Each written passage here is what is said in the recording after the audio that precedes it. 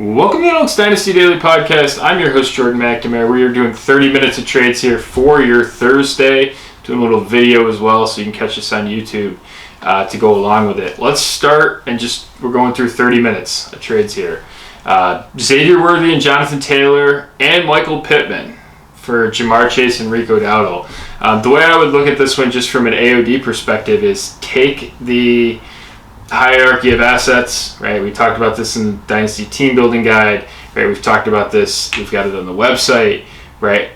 These are 2-star assets, and just start looking at the sides, right? 2-star assets in this deal. Jonathan Taylor on one side, Ja'Marr Chase on the other, and then you've got a core guy with Michael Pittman and a contributor with Xavier Worthy, and you got Rico Dowdle as basically an injury running back on the other side, right? That's clearly tipping in the favor of the side getting an additional core asset and a contributor on that deal. I like the Taylor side a lot in this because you're arbing the receiver position, right? Ja'Marr Chase really good, but you got multiple ways to potentially put yourself on somewhat equal footing, right?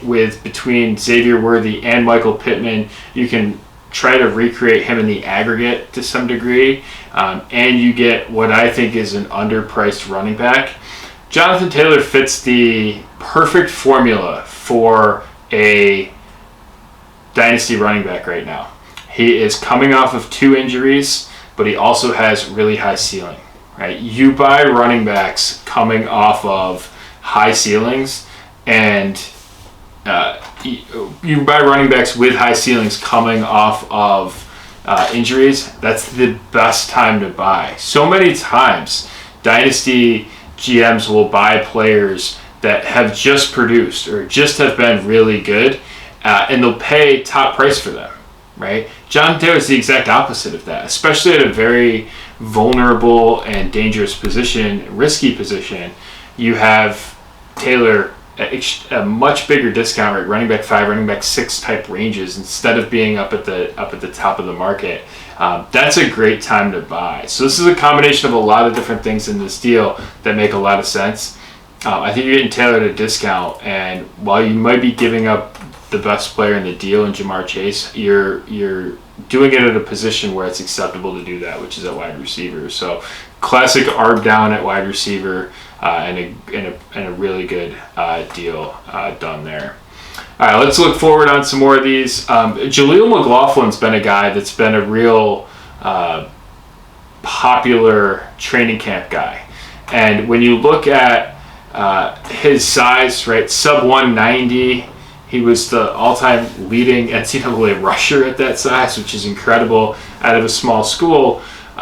He's basically a 0 in the passing game and was so extremely run game dependent last year that he actually was like an extreme tell. And you wouldn't expect that out of a small running back, right? You would expect the small running back to be the passing tell. He was the running tell in that offense. And so they didn't trust him on passing downs. What's the ceiling going to be for a player like that? That's at 190 pounds, soaking wet, in the middle of a rainstorm, wearing, a lot of clothes that can soak up that water. He's 190 pounds. So I just, I'm dubious of that. So he's on one side, and you've got Alexander Mattison and 305 on the other. I think if you look at Jaleel McLaughlin and you think Jaleel McLaughlin is some sort of committee back, right, which is the way I would look at him, I would take the Mattison and 305 side. Right, Madison's an injury away guy behind Zamir White, I think probably at worst right now, and that 305 could potentially put you back in that market again. Right, you can take your favorite injury running back, and you're really running a 2-way go at Jaleel McLaughlin. Jaleel McLaughlin's at those type of prices. I think if you do that deal 100 times when you're presented with the Jaleel McLaughlin type situation, you're going to be wildly successful. So that's a really good application of that. The good thing about the trade database, I mention this every week, and I still believe this every week, is that we can go in and actually look at the teams who are involved in the trade to get an idea of what they are doing. And this is a classic right? This is a classic use of this. Okay, so there is a trade here where someone trades a first, okay, and a third for Isaiah Pacheco and a fourth. Okay, so a first and a third for Isaiah Pacheco and a fourth. So instantaneously, the place that you have to think about is, what's the quarterback position? What's the premium position? Well, these, of course, all these trades are super flex trades, and this particular league has a 2 PPR element to the tight end position. When you look at this deal, right? I look at when I see any trade involving a future first, the first two things I do, I look at the premium positions, and in this format, there's two of them: quarterbacks and tight end. And when you look at the premium positions, what you see is this person is rolling with Kirk Cousins, Jared Goff, Baker Mayfield, Geno Smith. They have Jarrett Stidham and Jordan Travis. So they have 4 quarterbacks that are, say, somewhere between quarterback 12 and 25, somewhere in that range. Again, I like those guys generally. I do not like them when they are quarterbacks 1 and 2. I'd much rather have them as quarterback 3 or 4. And you've got 4 of those guys, who you don't have a quarterback 1.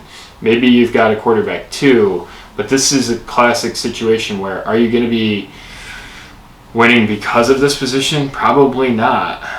You're probably going to be winning in spite of this position, or maybe you can win with it, but the rest of your team's going to need to drag you there. Okay, so instantaneously I would say, well, can we put that first to better use at the quarterback position?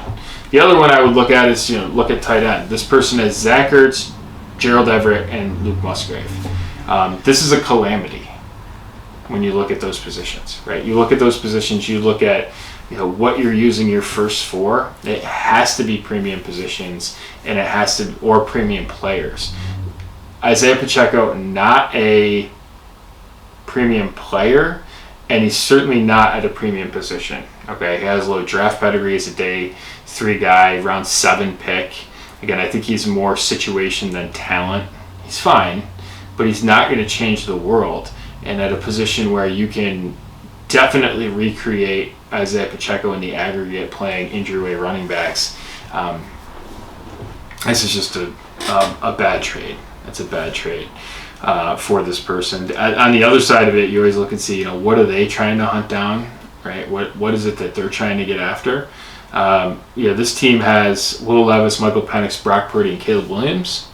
I think this team's a little bit too overweight at receiver, if I'm being honest. They have Keon Coleman, Jerry Jeudy, Malik Neighbors. They've got a lot of other guys too: Marvin Mims, Elijah Moore, Charlie Jones types, Jermaine Burton's, Josh Downs. There's a lot of receivers on this team.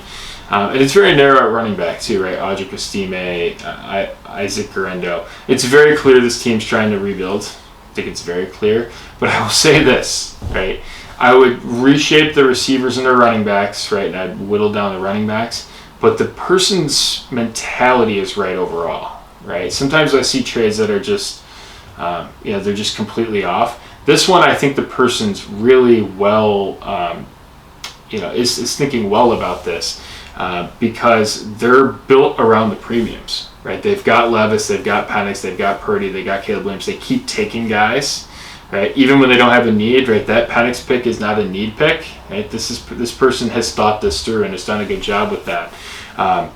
Hawkinson, Kincaid, Pitts, right? They take Ben Sinnott as well. They took Michael Mayer last year, right? So this is a team that they took Darnell Washington as well, right? This is a team that's consistently hit the premium positions.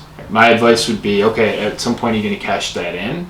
But they turn a non-premium position into another premium asset, which is that future first on a team that doesn't have the high-level quarterback that you're looking for. So I like that one a lot. Okay, I like that a lot. And this team now has 4 future firsts. My question to them would be, right, they've got 4 2025 firsts. Okay, what are you going to use them for? Right, what are you going to use them for? Because I think you use them now. right? I think too often teams will just sit on this and use them and be thinking, okay, well, I got to pick with those picks, and I got to recycle back through, and I got to wait another year to put these to work. Like, you can do this now, right? You can do this now. I mean, Caleb Williams, and he's a really good player. He's a really good asset. Is he the type of guy that is going to truly change the world this year? I'm not sure. I don't think so. You wouldn't expect a rookie to do that. But, like, could you trade him in a first for a guy like Josh Allen or Mahomes? Like, this team is begging for that. This team is begging for that because they're at a premium position overload, right? And again, like, then you can start really, you take that production up. You've got Purdy, you've got Mahomes or an Allen type of really high-level producer, right? You kind of put yourself into a contending position as well. You can fix receiver, right? You can flesh out that running back position, and you still have multiple future firsts to deal with. That person's in a really good position to pivot, and so I like that deal a lot for them. Just don't sit on your picks, right? Now you got hammers. You got 4 of them. Like, go make a splash trade. Like, go hunt down a top 5 player in Dynasty and change your future. All right, next up here we have Kirk Cousins and Cooper Kupp for Rashee Rice and Christian Watson. A lot going on here with this. Again, you have to look, are you trading premium positions? Yeah, you're giving up Cousins. I'd have a hard time doing this deal, giving up Cousins, because you are not getting a guarantee back, right? You're certainly going old to young, right? Cousins and Kupp to Rice and Watson is old to young, right? And that's the transition that you're making. That's a worthwhile endeavor to do. The problem is you're not getting anything guaranteed back. You're getting a suspension risk and an injury risk. You've not guaranteed yourself anything.